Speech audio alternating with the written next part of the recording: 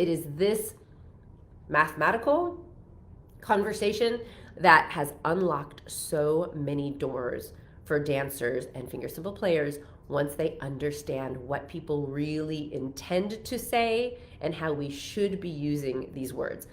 My name is Sahira, and I'm here to teach you the beautiful art of belly dance. So I had the question like, what is the difference between a triplet shimmy and a 3/4 shimmy? You might be like, Sahira, we're talking about finger cymbals. Why are you talking about shimmies? Because it is this mathematical conversation that has unlocked so many doors for dancers and finger cymbal players once they understand what people really intend to say and how we should be using these words. When we say 3/4, which we'll often say 3/4 shimmy, right? 3/4 means you're accenting 3 and leaving the 4th go. When we play with a 3/4 shimmy, we often actually teach it as a slow 3/4 shimmy. So I'm going to back up so you can see what I'm doing here. I did not put on a hip scarf because it's finger cymbal time, but let's talk about this. When we talk 3/4 shimmies, we often break them down slow. 1 and 2, 3 and 4, right? So you're accenting 3, then there's a pause. Accenting 3, then a pause, right? So that is the 3/4. Accent 3, then there's a pause. When we talk triplet, we take those 3 and spread it out over the 4 so that they're all equal. So if we're going 1, 2, 3, 4, instead of going ba ba ba ba ba ba ba ba ba ba ba ba 3/4, we're going ba ba ba ba ba ba ba ba ba ba ba ba triplet, right? Because all 3 are even. And so I love to sort of, even though it's kind of techniquey and cerebral, I mean, number one, like that's me in a nutshell. It's super important to understand because I think it causes a lot of confusion for dancers and finger cymbal players when those two words are used interchangeably. So when you are shimmying, or when I teach my dancers to shimmy, I say, okay, let's do a slow 3/4 shimmy. 1, 2, 3, 4. 1 and 2, pause. 1 and 2.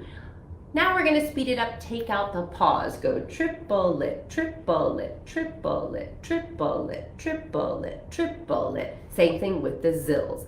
When I learned the gallop, I was taught it as a triplet. It's not a triplet. It's a 3/4. Da-da-dun, da-da-dun, da-da-dun, da-da-dun. Because there's a pause, right? Lots of people still call it a triplet. That's cool. Can be confusing if you don't understand like what they actually mean and that there's a difference. So today we're going to play them both. The gallop, which is a 3/4, and the triplet, which is a triplet, which will actually be a triplet. And we're going to play them next to each other. So let me do them for you so you know what I'm talking about. Then we're going to stand up and play them. And my challenge or my invitation to you will be to play them with beautiful arms and hands. So first of all, and while thinking about triplets versus 3/4, yeah? So we're gonna do our gallop first, which is probably more familiar, and a 1, and a 2, and a 3, and a 4.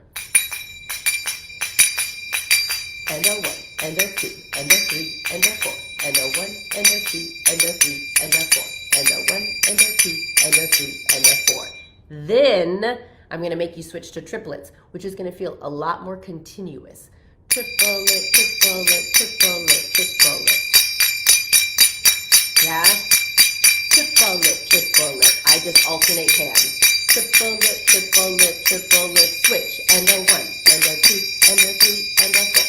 And a 1, and a 2, and a 3, and a 4. Switch. Triplet, triplet, triplet, triplet, triplet, switch. And a 1, and a 2, and a 3, and a 4. And a 1, and a 2, and a 3, and a switch. Triplet, triplet, triplet, triplet, triplet, triplet, triplet, pause. Does that make sense? Let's see. Let's go ahead and give this a try.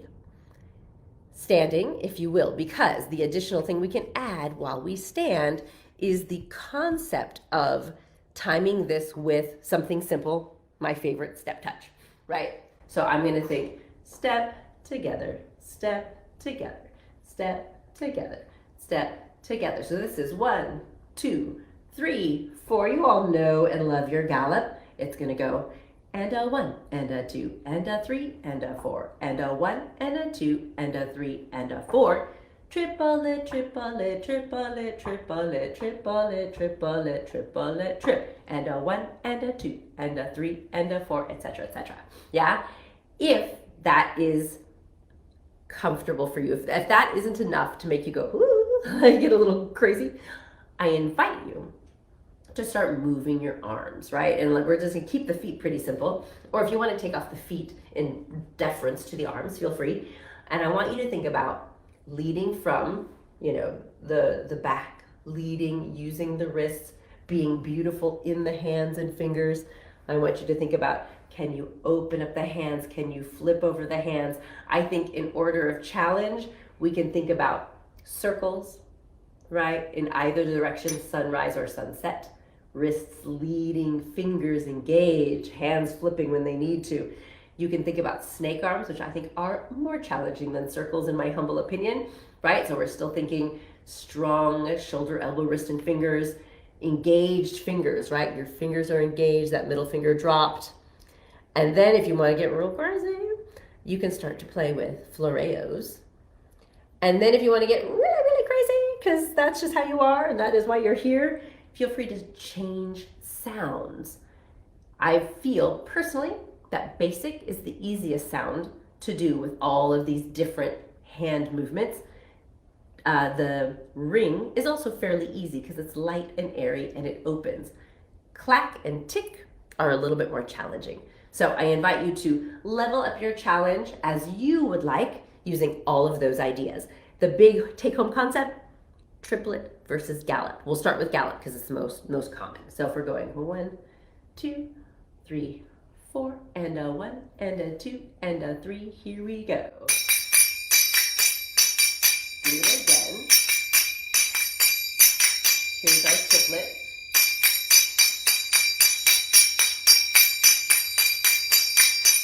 Again.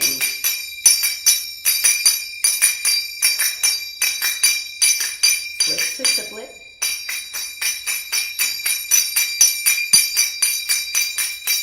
Again.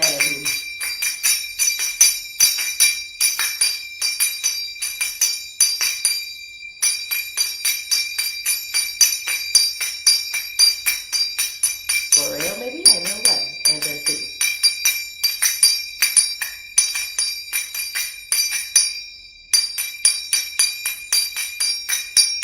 Let's do 2 more rounds. Maybe a different sound.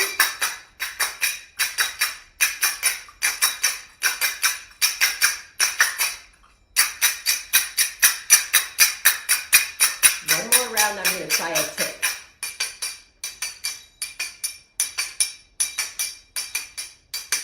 Almost there.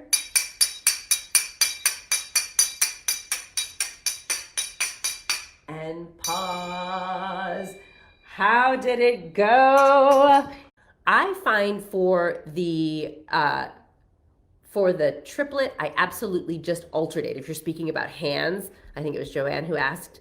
I just alternate my hands for the triplet. Right, left, right, left, right, left, right, left, right, left, right, left. Although for the gallop, I am a right hand lead kind of gal. So I do right, left, right, right, left, right, right, left, right, right, left, right. So I lead with my right. But when I do that triplet, I think because there's no pause to reset and do the right twice in a row, I absolutely like to just go right, left, right, left, right, left, right, left, right. I become a continuously alternator. The clack absolutely feels different. So I find I try to keep my fingers fairly extended to make it easier.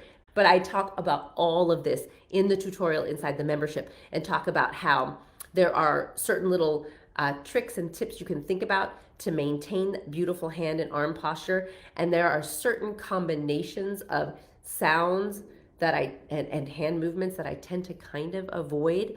And there are certain augmentations to how I create certain sounds, namely the tick, that I tend to rely on if I really need my hands to look particularly pretty in that moment. Floreos, Lori, are freaking hard. Floreos are very hard, and this is one of those that I will fully admit, floreos plus ticks, I do not currently do. I just don't put those together on purpose because I find that they currently, for me, look pretty awful. But I bet with practice anything is possible, right? So you let me know if you dive into those and make those look good.